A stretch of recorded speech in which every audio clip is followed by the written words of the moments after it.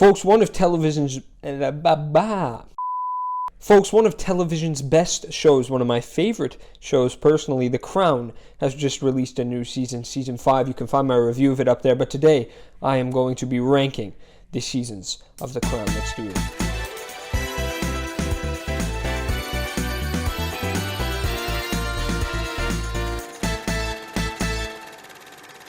Folks, let's not mince words, let's not waste time here, let's get right into it with number 5, which is unfortunately going to be The Crown Season 3.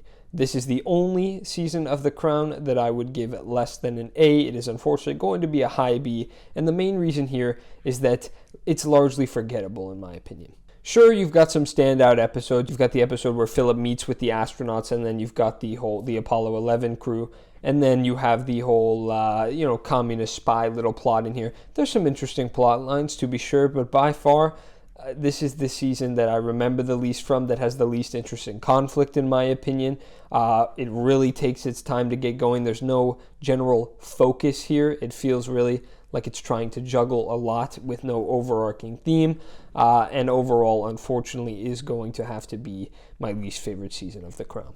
Coming in at number 4 is unfortunately going to be the most recent season of The Crown Season 5.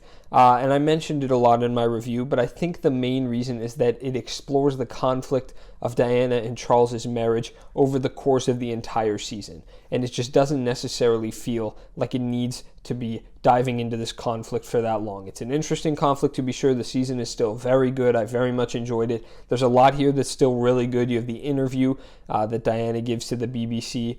You get a look at the Al Fayed family. You know, they really get a whole episode dedicated. The dad, Mumu is the nickname he goes by, Mumu Fayed, gets a whole episode dedicated to him. Charles's conflict really given some nice meat here in this season. But overall, we saw a lot of it in Season 4. It doesn't feel like it needs the course of the entire season to approach it. And for that reason, it is one of the weaker seasons of The Crown. Coming in at number 3 is going to be The Crown Season 2.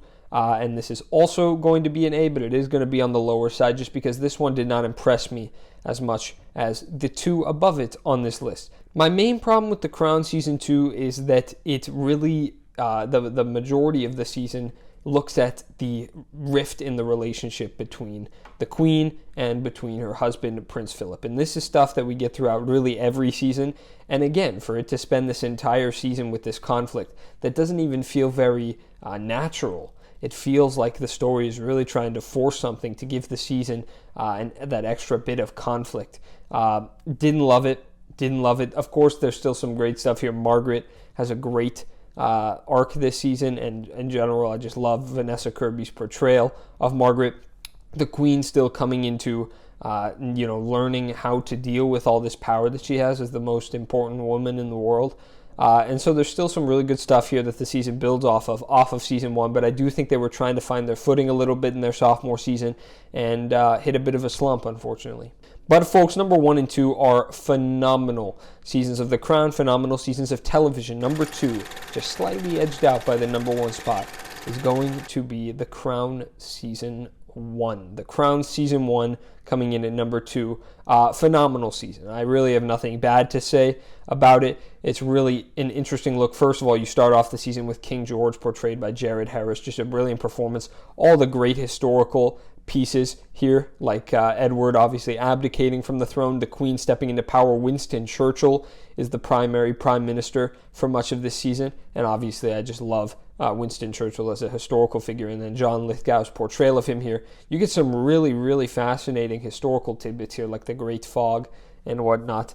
And I mean, in general, it's really interesting to see the Queen's coming into power. In the later seasons, the Queen has sort of settled into this role. There's less interesting conflict with the Queen herself. There's still interesting stuff within the royal family. Obviously, seasons 4 and 5 are highly dedicated to Diana and Charles, but the Queen herself really has never been more fascinating than in the early seasons of The Crown, where she really has to learn how to embrace this role. And she's inexperienced and she doesn't know exactly what to do, but she's still fierce and she's still ambitious and she still wants what's best for the kingdom.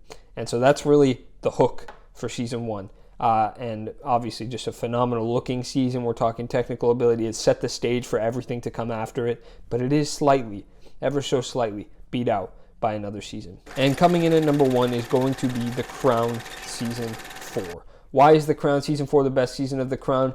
It is the most refined.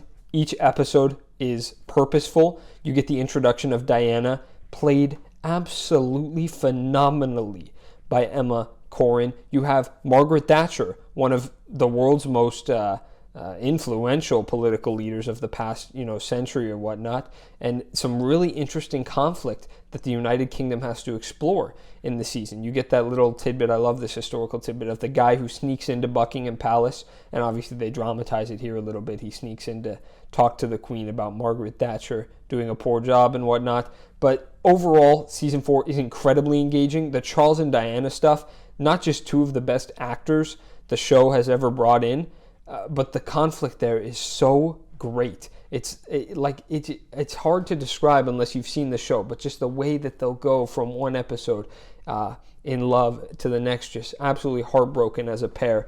And you know where this is going historically, but that doesn't make it any worse. Watching the conflict unfold and just feeling deep down the unfortunate nature of this relationship from both sides, really.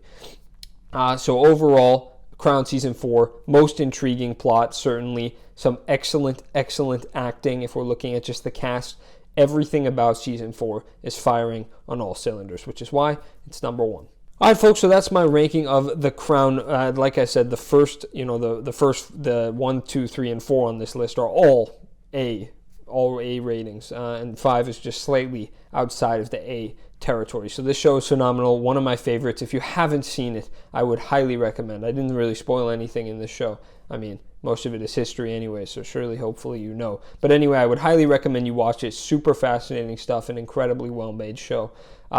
And yeah, let me know your rankings of the seasons down below. I actually am curious to see what you guys have to say if you have seen the show, because I think you could get a mix of responses here. I do think 4 and 1 are typically going to be at the top, and I do think 3 and 5 are typically going to be at the bottom, but who knows where they lie on your list. So please let me know what you think your ranking would be. If you agree or disagree with anything I said specifically, I do have one more Crown video coming out, which will be a Crown character top 10. I'm going to tell you my top 10 favorite characters from the show, as well as the actors who portrayed them and why I love them so much.